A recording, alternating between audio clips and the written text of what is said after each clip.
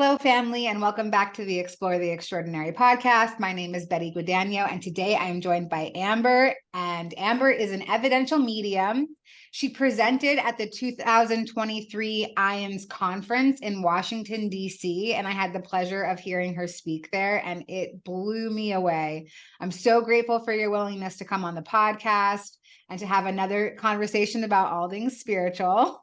And I'm going to toss it over to you to kind of share a little bit about yourself, and then we'll get into a conversation. Thanks for your willingness to serve our community. Oh, well, thank you, Betty. And I am so grateful to be a part of this community, a community really that I never expected to be a part of. And I really didn't even know anything about until about a year ago. So I will just start by sharing a little bit of my story. I am a wife, a mom, educational consultant, as a teacher for 15 years. And I had a spiritually transformative experience, which I now know is called a shared death experience, on November 1st of 2020 during my dad's passing. Although things really even began to happen months before that really were just extremely strong intuitions about things that I must do, but I didn't really get all of the behind the scenes that was happening in that moment. So when my dad was passing away, just to kind of briefly explain, I was holding his hand and really just thinking about how in this moment, even though he was unconscious and not talking anymore, he was still here. And in this moment, he was still my dad. Thinking about the future, days from now, years from now, was very painful. And of course, thinking about the past and the dad that I've always had was painful because he's no longer that person either. And so in that moment of complete presence, and I think it wasn't even by choice, it was just a moment of being able to escape the pain, because in the present he was still here. I was holding his hand, and I suddenly, of course, because my eyes were closed, saw swirls of purple kind of swirling in my mind's vision.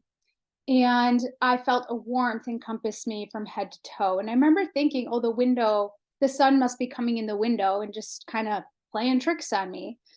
But then, with full clarity, I felt an energy, and that was vocabulary I didn't really use before, but it was the only thing I could describe it as. It was like a whoosh, and it came in my back, and it really did circles right here around my heart center. Also, heart center not being a word that I used before, literally swirling around in circles.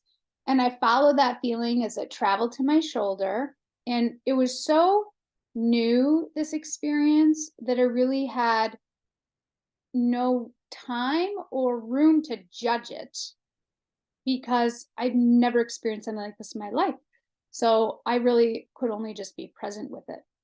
And that feeling traveled slowly down my arm and into my hand. And then I just knew with total certainty that that energy, feeling, whatever that was, went into my dad too. I just knew it. I knew it like knowing that the sky is blue. And in that moment, I just felt we are eternally bonded. I had no concept of what that could mean or why was I thinking this. It was just like I knew we're eternally bonded. And I was at complete peace. Complete peace. My dad, actually took his last breath hours later, but the journey, that was like just the very beginning of his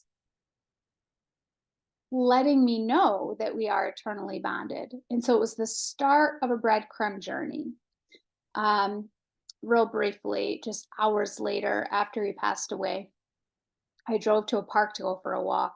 I really wasn't in heavy grief. I grieved for the 2 years before my dad passed, simply because, he had terminal cancer, and it's really hard knowing your loved one is going to die. And so I did so much of my grieving beforehand. Plus, I had all this peace with me now. But of course, I was exhausted from the week. I had been with my dad for the entire week. And while I was in the car, I just started crying. It was more of a letting go of that exhaustion and the mental load of everything that had occurred. And as I started crying, I heard my dad's voice, actual voice in my mind say, "You've cried enough tears over me in your life, Amby. Get out of the car." And I thought to myself, well, where did that voice come from? But that is true. I have cried enough tears over my dad in my life. I got out of the car, I started walking, and I just said to myself, gee, I hope you're all right, Dad. But instantaneously, without a hesitation, I heard his voice in my mind again. And he said, "I'm just fine, Amby. I'm going to stick around here a while and help some people. And I'm happy about it." And in that moment, I stopped walking because I knew I, as Amber, would have never said that. If I were making up something that my dad would say with his own voice in my mind, I would have said something like, "Heaven's so beautiful. I'm with my granddad again, my parents, our dogs are here." That's what I would have said. I would have never come up with, "I'm going to stick around here a while and help some people." And so it was sort of a clue to me that, is there something else going on? And then I remember kind of asking myself, who would he be helping? I didn't even think, realize, or understand that it was going to be me that he was helping. And that following year was really a journey of personal healing.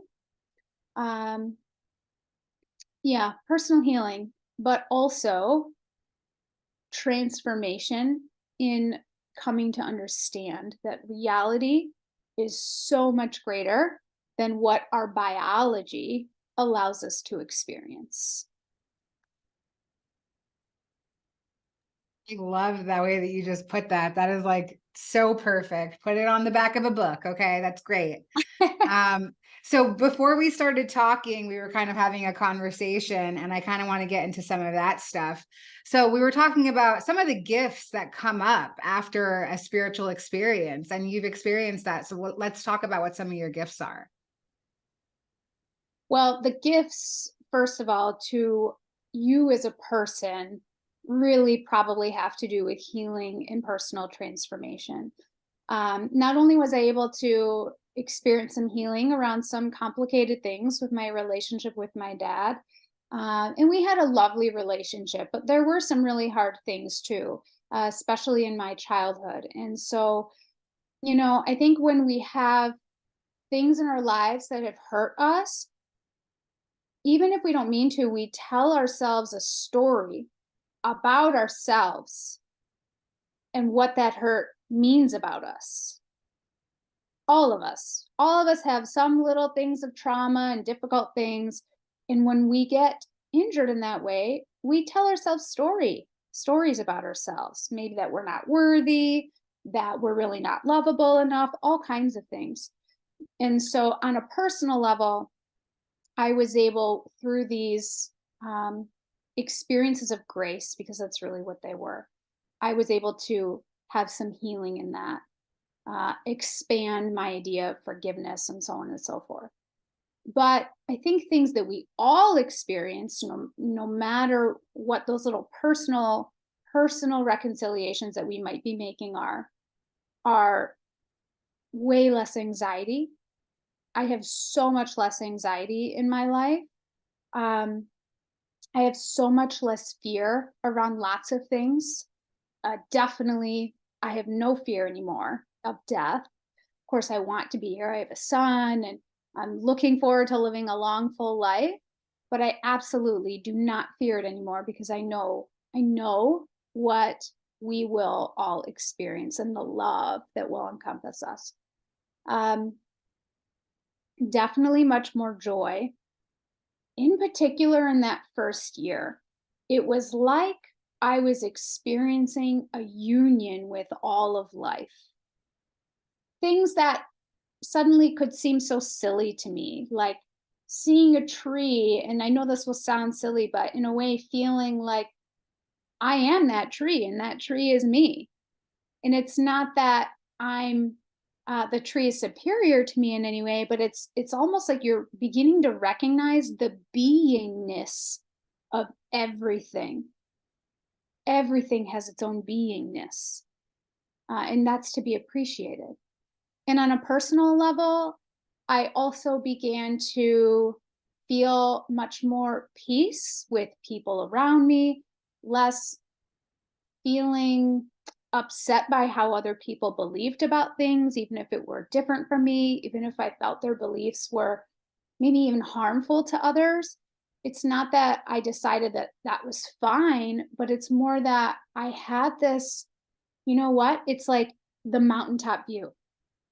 It's like being on a mountaintop and being able to see from a more holistic perspective a view of life. And when you're in the muck and you maybe haven't had experiences like this, it's harder. We're in the weeds with our emotions, and our emotions are more dominating our lives. But from that mountaintop view, it's not that we may never feel the emotion, but we see a bigger, broader picture, and we understand that in a weird way, every emotion has its own purpose.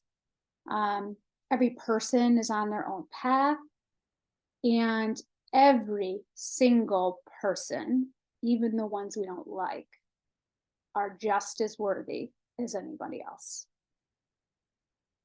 Oh my goodness. Yes, I love that. I love the idea how you just phrased that even if you don't agree with a person's beliefs, and some people might think that they're harmful, that person is still allowed their spiritual autonomy, or that's at least what I took from what you were saying. And I think that that's such a huge realization, because I find in a lot of different spaces that people want you to believe what they believe. And if you don't believe what I believe, then you're wrong and you're innately bad. But that's not really how spirit sees things, because everybody's on their own journey to awareness, however it goes for them. And I really like that. So I love that you're talking about healing, that healing really opened you up to joy, peace, serenity, calm. These are all things that I feel every human desires. So did that healing lead you into your mediumship? Yes, well, it was sort of, all a part of the journey, very much so. I think that healing allowed me to have a daily bigger picture and not be so kind of mired in my own muck. I remember at one point thinking, it wasn't all sunshine and rainbows. There are some really hard moments in that journey. And one of the hardest parts is that I kind of one day had a breakdown, and I just felt like, who am I? What is real? What is my identity? I don't understand what's going on at all. And I had this knowing that I'm the same person, I have my same personality, I have my same morals, my same ethics, my same values, but yet I didn't feel like me at all. And it was very confusing. And in retrospect, I now understand that was just my ego kind of going away. We all have our ego always, and we're human. We're never going to not have that. But it was like the more true nature part of me was welling up and making its prominence known. And that's something that most of us don't have an opportunity to experience. And so once we do, it can feel very jarring. You don't know what that is. So that was a big piece of my identity falling away, and in a way. And I think as a part of a result of that, my mediumship was able to blossom. Now, of course, I was having all of these after death communication experiences with my dad. And that was also a journey in and of itself. It was, a journey of believing he was really here. And sometimes that was like a roller coaster. I would believe because this thing that happened makes no other sense. How could I know that? For example, a real brief example, one evening I felt him, I could start to feel his presence. And as I just kind of tune into that, I heard him express, that there was a personal joke between he and my mom, and it involved a mark on her behind. So it was funny because for him to give me something so intimate in a way and detailed, it would help me know I would not come up with that on my own, but also cause me to reach out to my mom and ask. So I just told her I had a dream about my dad. I didn't tell anyone for a while that I was having these experiences. And I asked her and she started laughing. And yes, they did have this intimate joke. I won't go into detail with it here because she'll probably kill me when she hears this. So I'll have to stop there. But it was an intimate joke that they had about a mark on their behind. And so having little moments like that helped me know this is absolutely real. And as those experiences grew, there came a point where I first said, I accept. Actually, it was right around Christmas. And I remember saying, like the little girl in Miracle on 34th Street, because that's what I felt like. It was finally just me saying, okay, I believe, I believe, I believe. And after that, I had a moment where I said, okay, I'm medium and I have to accept it. And that was also a really important moment. Wow. Yeah. Thanks for sharing that. How important is it to get that confirmation from people to build up your own foundation in your ability? Well, for me, it was essential because I am a person who believes in science. And it's not that I had a complete lack of faith. My faith journey has probably, like many of us, changed throughout my life. And I've always believed in miracles, but in a weird way, I guess I thought like miracles aren't for me, they're for other people. And so when this started happening to me, doubt was probably the most common feeling that I had around every single experience at first. I was like looking for ways to believe that I was making this up. I was looking for ways to believe that somehow I was talking myself into these experiences. And I think because of that, my dad and spirit knew they had to give me mind-blowing experiences or I would not believe. And I don't know if that answers your question. What did you? No, it does. Well, I think that, okay, so, I hear people all the time feeling like they have a gift and they're not sure what it is. And so I think to actually come out and say, I'm a medium, to claim that as a piece of yourself, I think it takes, number one, it takes a lot of courage, but I don't think that it just comes by not actually having tested this on people. Got And it. so, Well, yeah. So, and for me, that works a lot by, I would tell people, I had a dream about your loved one, and this is what, was told to me.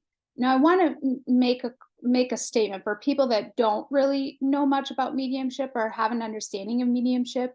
I don't walk around life and constantly hear messages. I'm not like the Long Island medium who's stopping people on the street. And not only is that probably not ethical, kind of in my opinion, but it's not really how it works. But in the very beginning, and this helped me understand and reflecting now, there is an orchestration happening.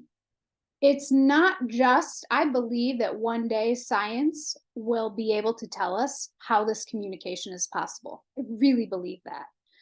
But at the same time, it's not just science. There is an orchestration happening because that doesn't really happen to me anymore, very rarely. But in the beginning, it was happening all the time. But it needed to happen because I would not have pursued this journey if I wasn't forced to be following the breadcrumbs.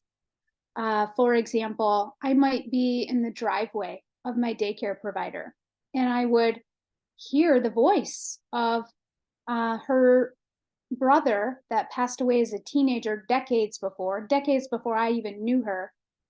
And I knew it was his voice because it's a voice that I don't know and it sounds like a young man. And he would say something like, "She's great, isn't she?" And I'd kind of be so shocked. I'm hearing this voice. What is going on? And so I would ask back and I would get evidence. And then I could go to her and say, "Listen, I know this will sound ridiculous, but after my dad passed, I started having these experiences. I had this dream," is what I would say at first. And then I started not saying I had a dream. Then I just started saying, "I think I'm having these really interesting experiences," but I wouldn't say medium.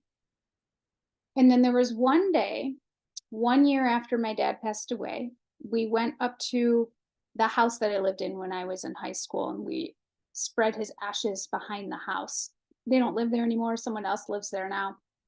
And I knocked on the door to ask the owner if he would mind if I do this, of course. We made real quick chit chat. He said, "Sure, no problem." Um, and so then we did that. Well, the very next day, by this time I was doing morning meditations, I heard his family, his mom and his brother. And I just knew, it's like a knowing. I knew that they were his brother and his mother. I wrote down everything on a notepad in the hotel room, all of it. And I drove back to that house. And I remember thinking to myself, he is going to think I'm crazy. He had a lot of political flags out front, and I made all these assumptions. He is going to be the least woo woo person that I could ever imagine.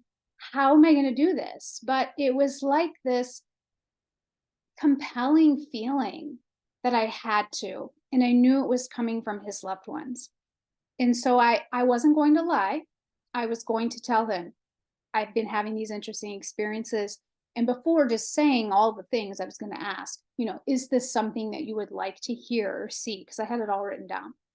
So that is what I did. I gave him all of this information on a piece of paper. And one of the things I had written down that his mother told me was that she had a very special kitchen pot holder. And she showed me the details. It was green and yellow flowers, a white pot holder, and I knew that it was handmade and had been passed down in her family. When he saw that, there were lots of other evidential things too. He looked at me and he said, "Can you hold on a second?" He went into his house, into the basement, into a buried box, in a pile of stuff, and brought out that pot holder. And he brought it outside. And he said, "There is no possible way that you could know about this. It's exactly as I had described it on the paper. And yes, her dad had made it with her, and it had been passed down, and no one was allowed to use it other than for decoration." Wow. It was beautiful. He called me because, we exchanged numbers, and he called me a few weeks later and he asked me, "Amber, why did this happen to me?" And without hesitation, and he meant like, why me? Why are my loved ones reaching out to me? And I love that question because that's what I was asking to myself when these experiences started happening to me. Why me? And without hesitation, I was able to say to him, "Larry, because you are worthy. You are worthy of the miracles in your everyday life. The big ones, the small ones, you are worthy. We all are." And that has been a huge part of this healing journey for me. And it was that day that I said, he responded back, "This has changed my outlook on life." He was sad, lonely, his family has all passed on. He said, "This has changed my outlook on life." And after that conversation, I said, I'm a medium and I have to accept it. Wow. Wow. That is so beautiful. Thank you so much for sharing that. That is really, really powerful. Along with all the other amazing, powerful moments that you've had in this journey. And so before we pressed record, we were talking a little bit about the quote unquote spiritual closet and what it's like to feel like you can't come out and be your most authentic self for fear of judgment or people institutionalizing you or medicating you. And I feel like now something has shifted in the collective, and people are able to stand in their spiritual truth much firmer, because you can find so many of us through the internet. You can connect with us online, and you see that there's just tens of thousands of us. I mean, there's probably hundreds of thousands of us that are out there really standing in our truth. And you know what, the strangest thing to me about having this fear of coming out of the spiritual closet is, like, you forget all about your connection to the divine, and all of a sudden you're just your very human self, and you're very scared of other human beings, as opposed to kind of relying on that unconditional love and grace of something bigger than ourselves.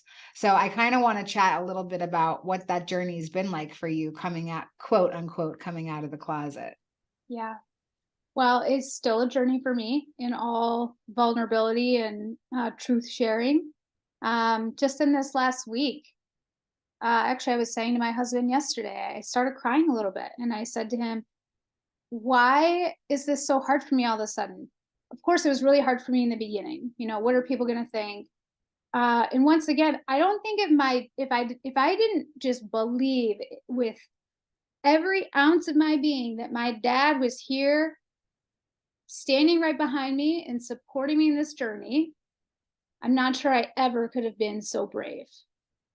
But I knew he was, and I knew that, it was something that I had to share, and it's beautiful. That's the reason for sharing it, and helpful and healing.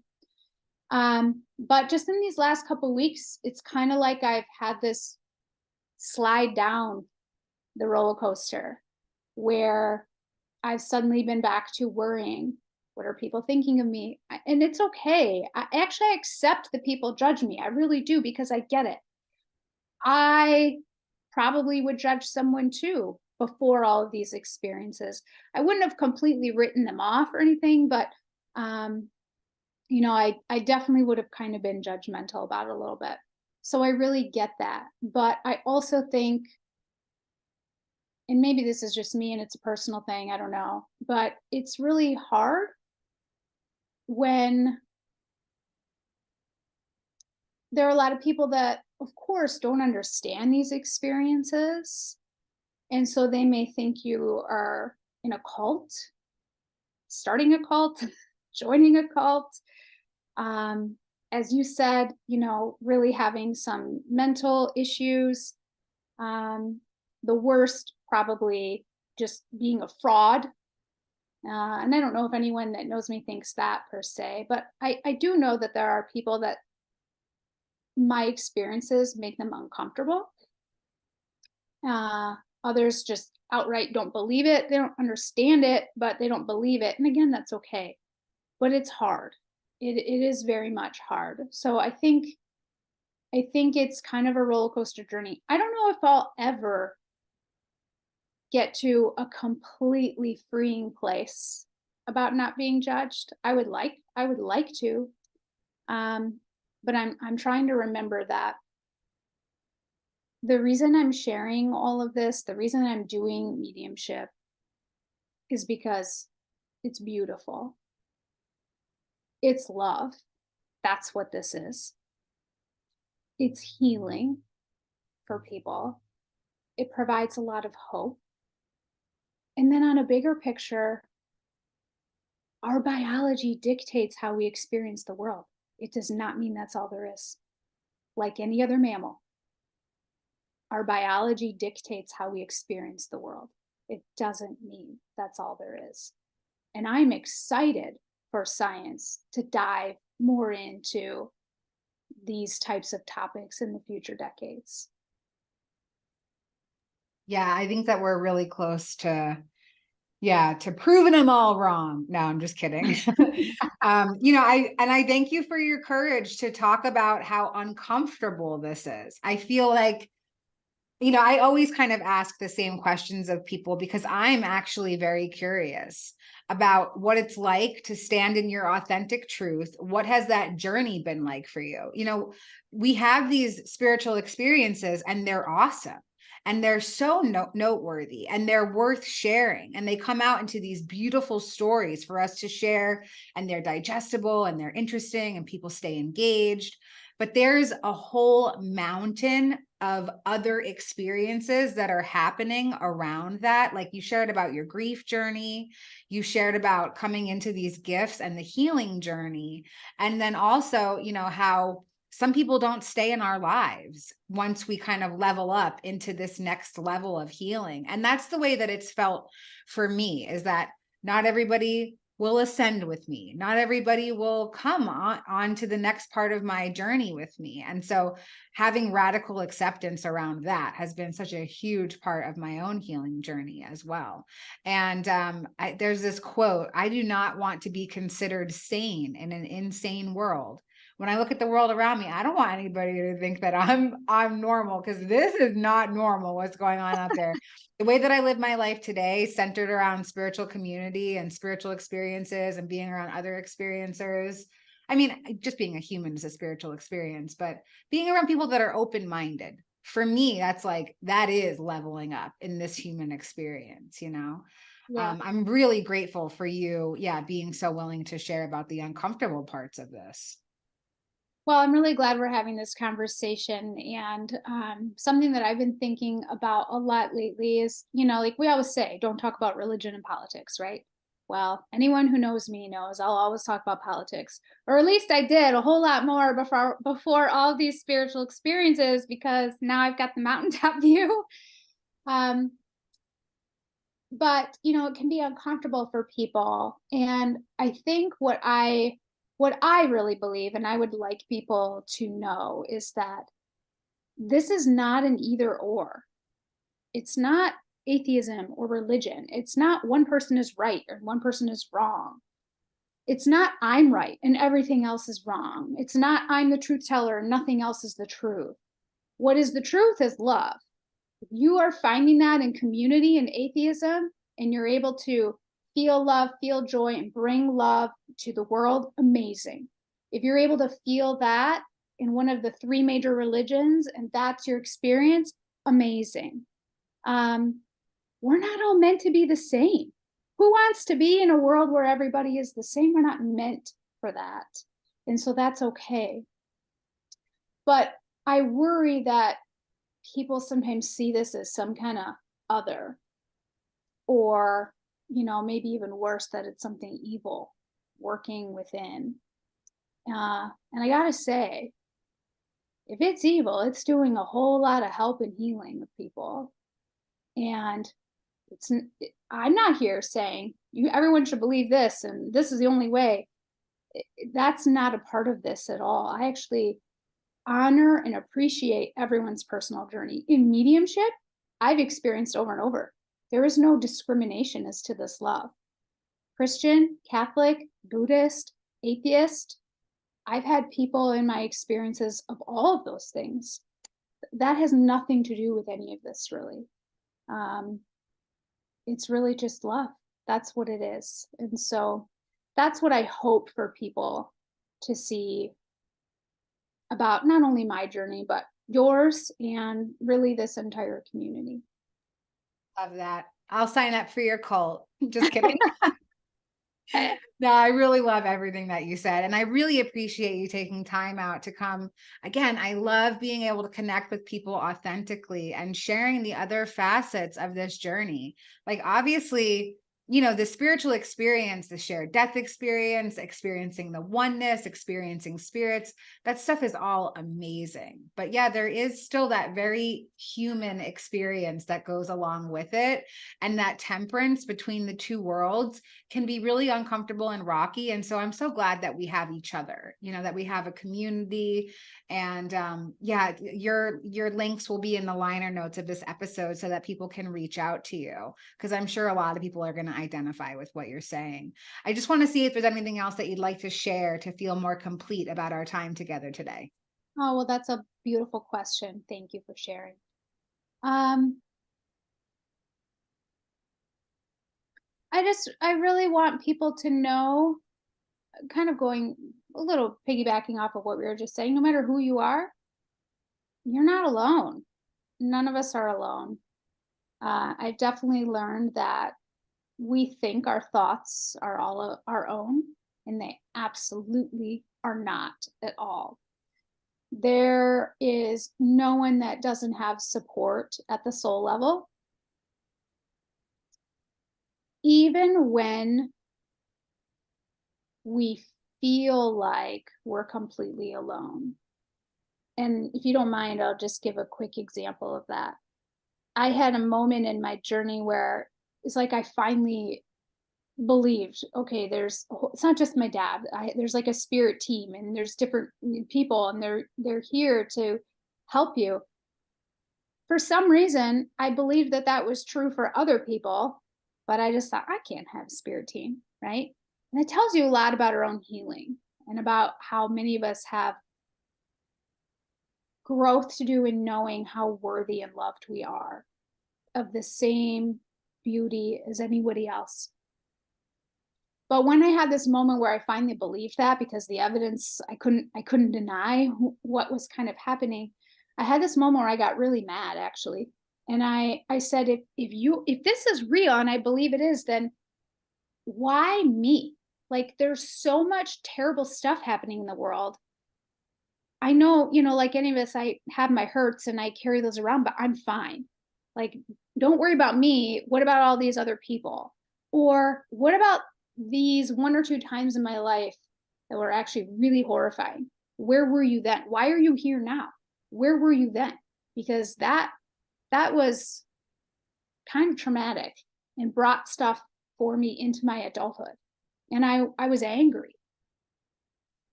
I literally asked that in meditation aloud in a moment of anger. And I instantly heard back in my own voice and through my own thoughts, but of course it came with evidence later. I heard, we were there for you. We brought you peace when, and I kind of got flooded with this bad memory. We protected your heart when, and I kind of got flooded with this bad memory.